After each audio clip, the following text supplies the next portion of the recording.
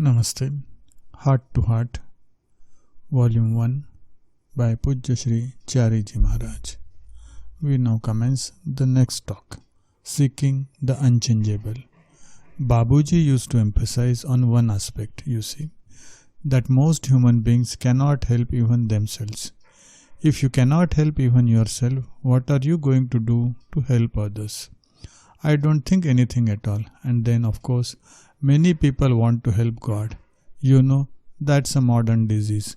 Comparatively, that people say, I am doing the work of God. That is not only an extreme form of arrogance, but I think in some way an illusory existence that we can help God. Babuji used to say that first of all, learn to help yourself.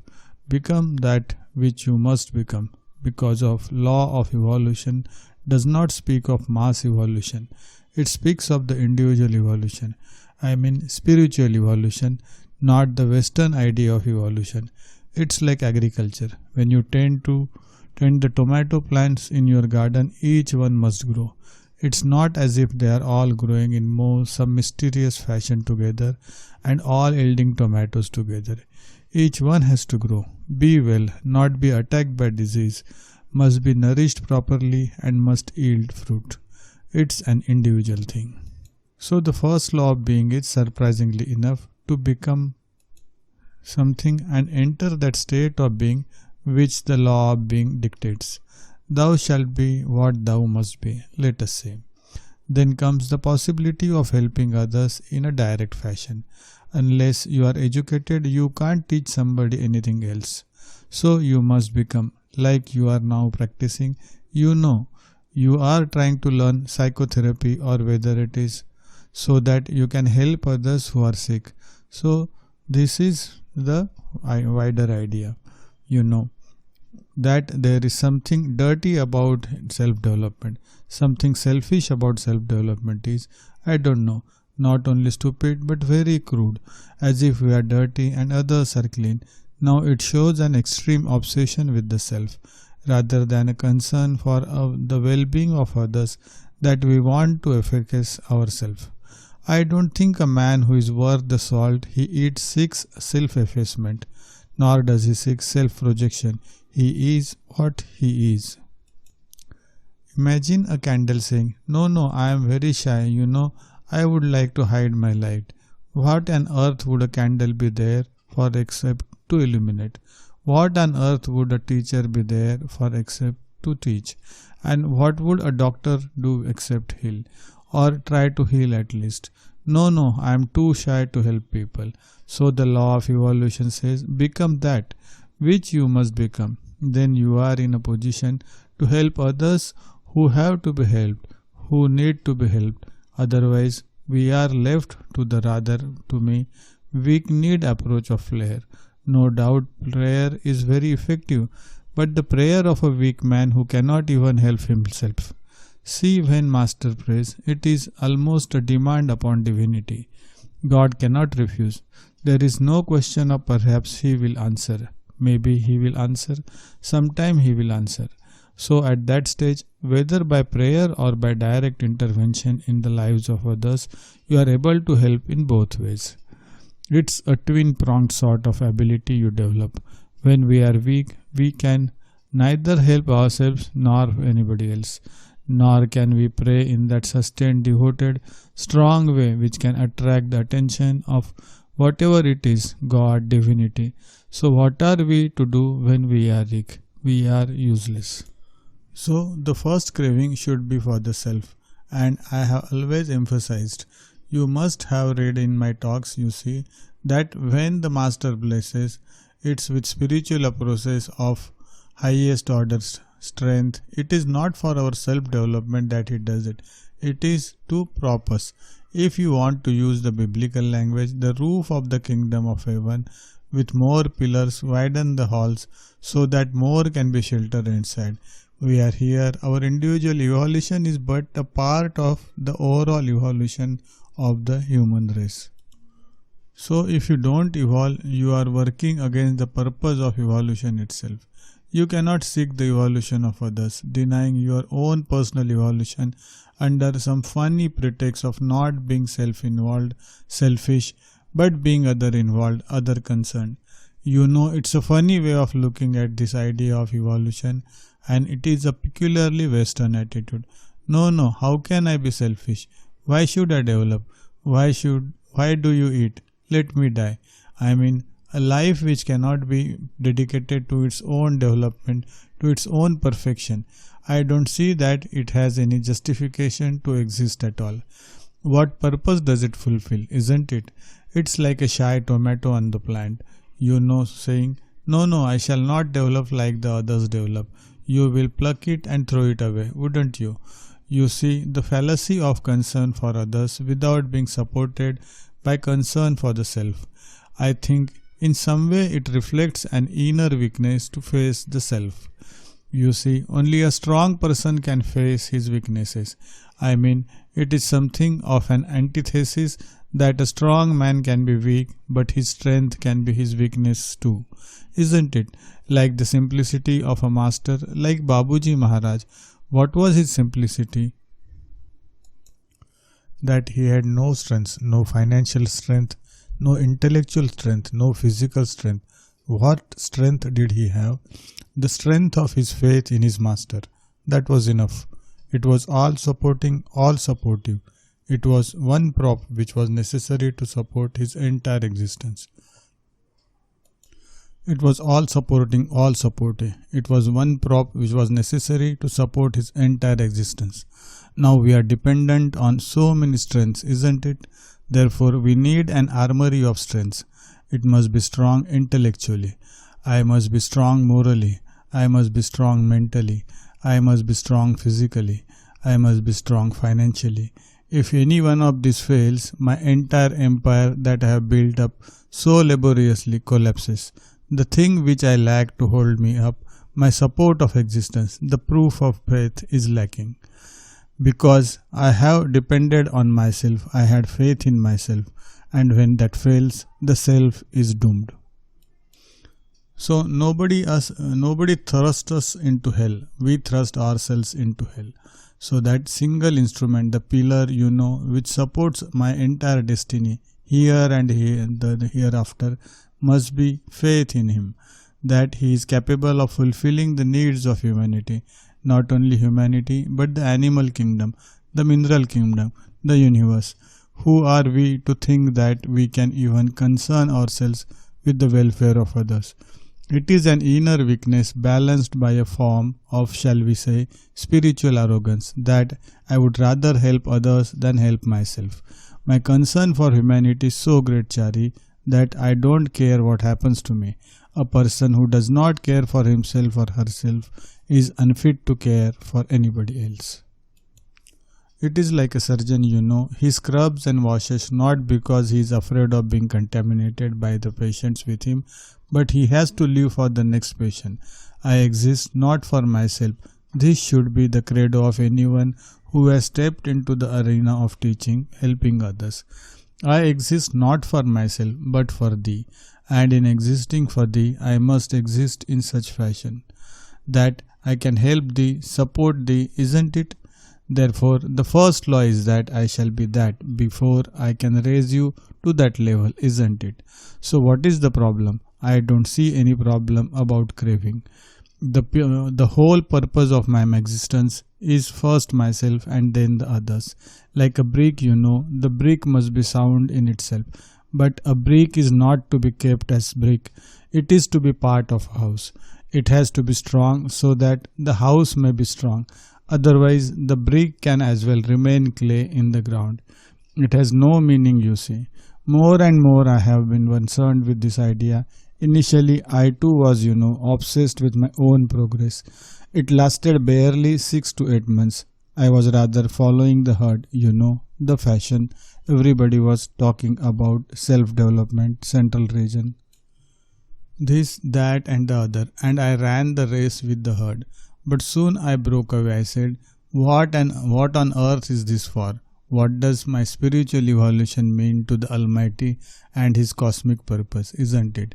If my heart is to be found, It is for my sake, not for the sake of the heart itself. If my liver is to be sound, it is not for the sake of the liver, but for my sake. As a being, totally of being, you see. Similarly, I, as a unit of existence, must be part of a bigger whole where I have a purpose to fulfill, a part to play, And if I am not fit for that, I suppose nature will just reject me as a useless arm of it. A purpose was tried in evolution and fails. You see, if you study the history of evolution, it's a fascinating thing. Why so many things evolved and died out? Because the mainstream of evolutionary purpose was not fulfilled by their being. You see, a dinosaur may be a giant dinosaur, beautiful to look at, immense beyond human conception to behold, but what purpose did it fulfill? In the scheme of things, it's like a jigsaw puzzle where one piece is missing. You cannot pick another piece from your neighbor's son's jigsaw puzzle. That's another puzzle altogether, you see. No, it's a good piece. I paid 20 pounds for that set. Yes, but your friend will say, the piece does not fit into my puzzle. This means a separate piece. So we must have a cosmic conception of our existence, you see. I am the summation of the evolutionary stream up to now. Granted, the human being is the highest, but not of his own self, which is the mistake that Western civilization has thrust upon the rest of the world, that we have some sort of right which we have acquired by virtue of having evolved up to this level, that we can rape the universe. We have not. On the contrary, we have acquired the responsibility of a trusteeship, that you are strong, you are intelligent, you are endowed with all the necessary wisdom, that thou shalt protect my universe for the rest of the creation that I have brought unto us. But we are going around raping the universe, destroying it, polluting it, corrupting it. Are we fulfilling the evolutionary purpose? I wouldn't be surprised if the entire race of humanity is destroyed by a wise God and says, this stream of evolution is nonsense. Let me further the dolphins. He can do anything he chooses. We do not create ourselves. Even Western ideas of evolution don't say man created himself and perfected himself. From the primeval ooze of millions of years ago, we have evolved, you see, in some mysterious fashion to what we are today. We owe nothing to ourselves for what we are today, isn't it? Then what are we talking about, rights? So if I am to continue to evolve, I must be within the stream of evolution which is ordained to go to the end. Otherwise, like so many other species, subspecies, orders, history will see us as fossils. I have no doubt about that at all. You see, notwithstanding Plato's and Aristotle's and Einstein's, we will be another race, you see, which will be fossilized for some other form of life to discover a million years hence. Aha, there were these bipedal beings, you see. They had a cranial capacity beyond comparison, yet they have died out. And there will be a lot of speculation what happened, why, wherever, when. And that would be the saddest history of mankind. Precisely because we think we have reached our goal, that we have reached it ourselves, that we need not concern ourselves with our forms of life, that we have no rights. But I mean, you have no rights, responsibilities, but only the fun of life and a false idea of humility which says, I am concerned for others, when all that we are concerned about is ourselves. I mean, to be true, to be totally integral to ourselves. If I am really that which I pretend to be, that I am in some way not concerned with myself. I should just go to bed. Many saints have done in India, They stop eating, they stop breathing, It's an unimaginable feat of the will. Any fool can stop eating, but when doesn't get something to eat, he stops eating. But if I try stopping to breathe, it is impossible. But saints have been known to do that. They said, my existence is of no use. Whatever I came to do, I have done. Finished. They left. See, that is the absolute control of an evolved being who has control not over life but over death itself. Therefore, India has revered, the great saints of the past who could die at will, not under compulsion. They chose the moment of death, lay down and went to sleep. They don't die, they exit, you see. What you have put everywhere on your doors exit. That is the mystery of evolution, you see. That until a human being can live life like an actor leaving the stage at will, purpose accomplished, he is subject to the law of eternal recurrence until he evolves. So dinosaurs haven't died out. Many of them are reborn as human beings. Big, bulky, beer drinking 240-pounders, you see, with their brains in their stomachs or even lower down. You see them in existence, you see. They are Tyrannosaurus rex, which was the scourge on the animal kingdom when it existed. In the human new today, shooting down people, raping 22 guns in their arsenals, hunger food. They have not gone, but they at evolutionary principle said, this form is useless, change the form. Like you model with clay, you want to bring something out of your inner creative sense. It doesn't work. You remold it into something else. The clay is the same, you see. The mold changes. Ultimately, the perfect form comes. You fire it and keep it in your studio. You understand? Therefore, craving must be for self, not for the other. Not out of any funny altruistic motives, you see. We should exist, but out of this immense faith that I must develop so that I can help others to develop. I must be able to swim if I want to be a lifeguard. What's the use of a puny little 3'6" fellow walking around strutting about the beach and saying, I am lifeguard? He must be able to breast the waves, rescue people who are drowning in the sea. Isn't it? How can you teach without knowing something yourself? History teacher, you must know history. Geography teacher, you must know geography. How can you be a king if you are a beggar? Well, being a king, you can dispense justice, mercy, riches, but nobody else can do it. And the ultimate principle is that of sanskara, you see. If somebody suffers, it is because they have invited the suffering by their own thoughts and actions. There is no God in heaven who is sitting, meting out or dispensing punishment and reward. That is a funny idea. Even in Hinduism, it is a false idea. Here the old thing applies. He who has made the bed must lie upon it. I am not sinning, I am not virtuous. I have done something in the past which has created an impression which is compulsorily pushing me into this sort of existence. I have to break that circle, and along comes a master who says, I can erase all this nonsense and give you a new life. Yes, I submit, but there comes the problem. Life is so nice, life is so good. Why not I have a beer and also sit in meditation later? So I want to keep the impressions alive and also to erase them. How is it possible to do both? Here comes the idea of sacrifice. But sacrifice is wrong. It is like erasing a tape I don't need and recording a Beethoven sonata or something on it, which is grander, nobler. Can you have a bit of this and bit of that, bit of Tchaikovsky and bit of this, bit of that? It wouldn't make sense. So life has to be changed, you see, and the good has to go out with the bad.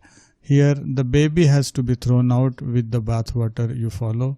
So when we are faced with the total change of our life pattern, we begin to regret, you see, bits and pieces which appear to us attractive, which we would like to retain, you know. It's like when you want to clean house. You want to give away some to charity, some to the church fair and things like that. You accumulate everything that you think you don't need. Then the child comes and pulls out its old toys. No, mummy, I must have this. Then the husband comes along. How myself without raising humanity to with me? Dare you throw this away? I need it. In no time at all, you find the heap has come down to 3 things and all the rubble is back in the house again. Refuse. You are of benediction coming to me. You are not able to throw away things, even things are like that. You of sort raised to that level, you know. It's like I put this here and if it falls, it can hurt me, but the power is not its. These things which we cherish, isn't it? So now you want, part of this and part of this potential energy. If you drop it, it has a kinetic energy. Unless a cloud rises, it cannot rain, isn't it? So the first idea from the Western minds, we have to remove this idea of selfishness associated with self-development. It is a peculiar idea. They want to live life. They want to enjoy life. They want to have everything except self-development. There is no selfishness. People here find it easy to take away another man's woman. There is no selfishness. What is the justification? We can take other people's lives. We can take other people's property with impunity. We can take away their religion, their faith, destroy everything else. Discontinuation because of break in tape. Don't you find this somewhat, what should I say, mystifying? Not at all. There is no mystification about it. It is human selfishness at work. That what I want, I can justify to myself. Yes. There is a question which is inaudible. So answer to that is why we talk of the fall of angels. I mean, I cannot conceive of something rising so high and falling, if at all there is a fall. The fall must be because some way it has not. It has nothing to do with its personal qualities. It has gone. It has none, that we have decided. Again discontinuity due to break in tape. Isn't it? You see, it's such a simple thing to understand, but it has taken me 30 years to understand. We know this, you see. A bad teacher is sacked. A coal miner who won't mine is sacked. A sheep which leaks is thrown away. A knife which won't cut bread you cannot eat. So the angel, if it will not fulfill the functions of the angel, perhaps the divine says, my friend, you have no place here. See, I cannot think of anything sinful other than this. That brick is not a brick when it is put into the wall of a house, but it becomes something else, you say. What is this going on? Pull it out and throw it away and replace it with another brick. There is no, I cannot really subscribe to the idea of sin and virtue. The purpose for which you are there, are you fulfilling? If you are fulfilling, it's okay. If you are not, you may be of the best quality, but you are thrown out. So ultimately, it is what we do in relation to the divine or cosmic purpose that has been assigned to me that matters, not what I am. Because what I am is continuously changing until I shall reach that condition which Babuji has called the changeless state. And that is the divine state. Thereafter, quality has no meaning. Till then, quality has no meaning because quality is continuously changing, so that we are talking about qualities, this and that. When a man having fixed quality, he becomes static. It's like looking out of a train and seeing the same thing. It means the train has come to stop. Toulouse, after half an hour, you look Toulouse. What do you think? The train has stopped. So if a man or a woman continues to show the same quality day after day, life after life, however admirable those qualities may be, I am not questioning that. What else can it mean? But that they have stopped evolving. This is the fascination, you see, of the changeability of that which, looking for it, it is as if when you grasp out for it something, when you touch it, it has, you hold it, it has, then you bring it to yourself, it has become new. Now therefore we are unable to comply and could have desired something which I have changed so much. Thank you for listening. Oh sorry, let us continue. And when I have got it, it is nothing which I thought it was before I had it. Anything, you see. What did I see in it that was desirable? We are bewildered because we have forgotten the law of change, which says the only permanent thing in the universe is change, and therefore even in the process of getting it, it has changed. And when I sought it, it was something, then I have got it, it is something else. Between the seeking and the finding, it has changed. Therefore, this bewilderment, oh, when I loved her, she was so nice. When I married her, she has become a nag. You have also changed in the process, you see. The receiver also what he sought. When he sought it, he was something else. When he is receiving, he has also changed. So two changeable things are changing all the time, and eventually when they meet, both are different from what each thought of the other. So spiritual law says, seek that which when you seek shall be the same as when you find, because it is changeless. Therefore in it there can be no disappointment, no frustration. What you sought you will get. Here what you are seeking will never be what you are getting, because it is changing all the time. So that is another reason, you see, to seek for the absolute, the immutable, the unchangeable. Thank you for listening. Here we conclude this talk. In the next talk we will narrate on the talk even on the subject nature and master. Thank you once again.